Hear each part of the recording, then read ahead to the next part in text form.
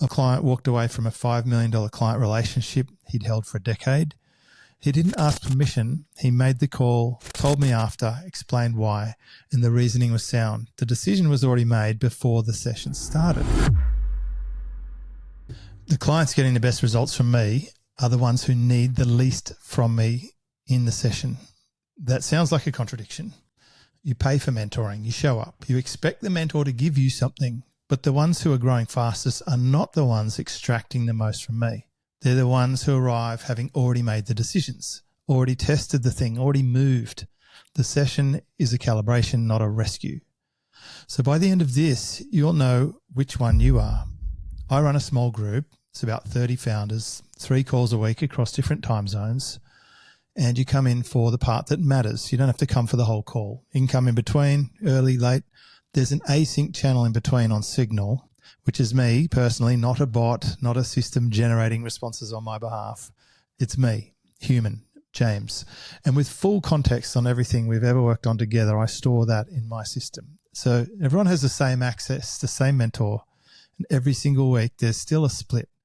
Last week, a client showed up with 7 recurring clients signed, a conference pipeline building, and a deal closing in Europe. He didn't need me to tell him what to do. He needed 15 seconds of confirmation that his instinct was right. I gave it to him. He left more confident. I added nothing to his strategy. I just removed the hesitation. Another client was delegating to his team while camping with his family. 3-hour workday, business running without him touching it. He called in from the road. I told him he had it handled. That was the whole session.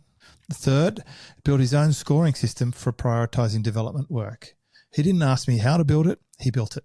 He then showed it to me. I gave him one adjustment. He shipped it that week. They're not waiting for the call to make decisions. The session sharpens work that is already moving. And that's when mentoring compounds, when the client is already moving and the mentor just makes the direction sharper. Here's what their week actually looks like between sessions. Monday and Tuesday, they're moving, reviewing what came out of the last call, picking the one thing that matters, acting on it, not planning, acting. And by Wednesday or Thursday, they have a result. It worked, it didn't work, or it raised a new question. They bring that to the call.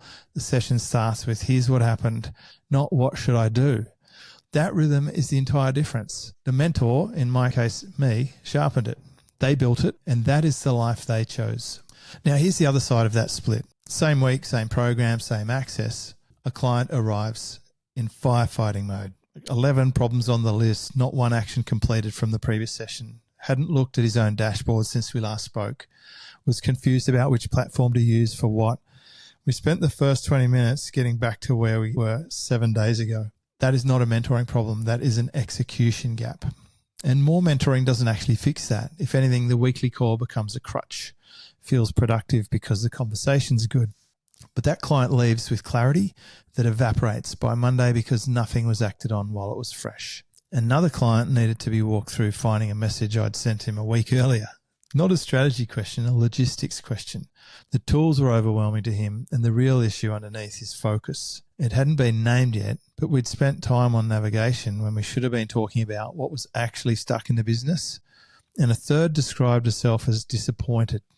Every session when she tries to think of what her win was, she keeps reaching for external confirmation on decisions she already knows the answer to every week.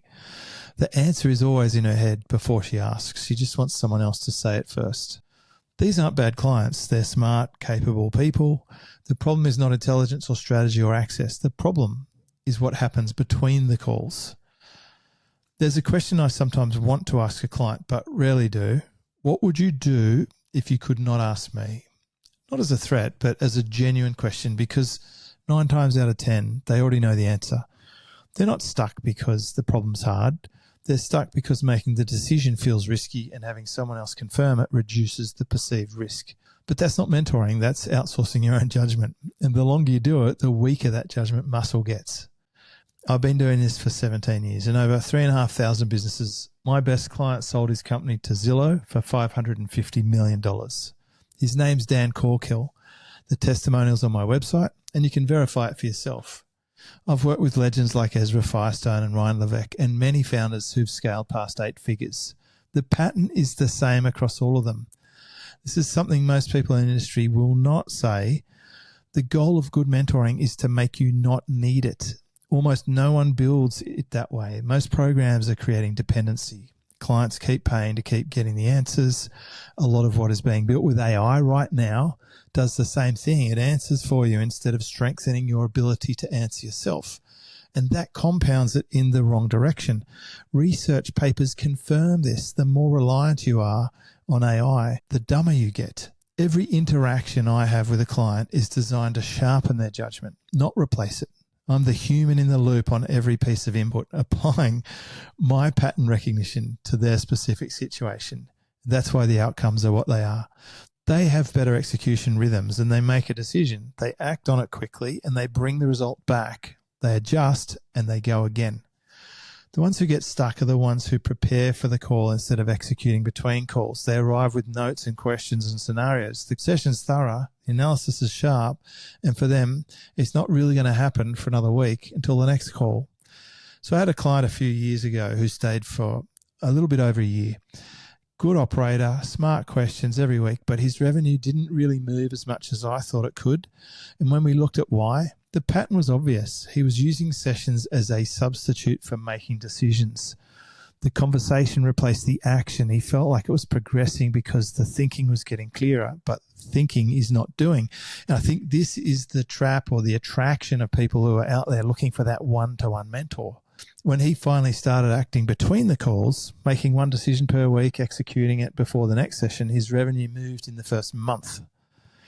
The advice hadn't changed. The strategy hadn't changed. The only thing that changed was the gap between hearing the advice and implementing it. So a lot of people come to mentoring thinking that more access equals better outcomes. I used to think the same thing. When I was learning online many, many years ago, all I wanted was to just find someone who would let me look over their shoulder. Time with that expert. That was the goal. I still have people now saying, could you come over to my house and just have a look at my stuff on the computer with me? Like, that is not going to happen. Because what I learned is that access is not the same as a call. I read someone's tweet and the whole pattern lands. I watch a 90-second video and question I had for months gets answered. I read a transcript on the train, pull one line that reframes my entire week. This can happen in any country. I get a morsel from a book and it will sit with me for a year. I still have some operating principles that I read decades ago. Learning happens in different channels, not just one-to-one calls. So one-to-one access does not mean two people on a video call at the same time. Clients who get this will stop trying to extract everything from a session and taking transcripts and bogging down their systems, literally creating a commercial kitchen when they could set up a sausage sizzle stand. They start collecting and collaborating from everywhere the bit they need when they need it. So here's a test. Look at your last 4 weeks with any coach, mentor, advisor, or program you're in. Not how valuable the sessions were, or not how you felt when you were doing the high five or group hugs. How much did you execute between those calls? Did you act on what came out of each session before the next one? If you did, the mentoring is working. The compound effect is real. Keep going. If you didn't, the problem is not the program. The problem is the gap. And no mentor, no matter how good, can close that gap for you. That's operator work. Clients who need the least from me get the most from me, and they bring the momentum. I make it sharper. The energy comes from them. The precision comes from me.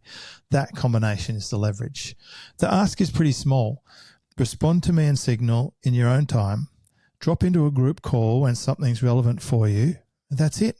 If you want someone who will tell you what he sees in your business, expect you to act on it, and is personally in your corner every step of the way, that's me.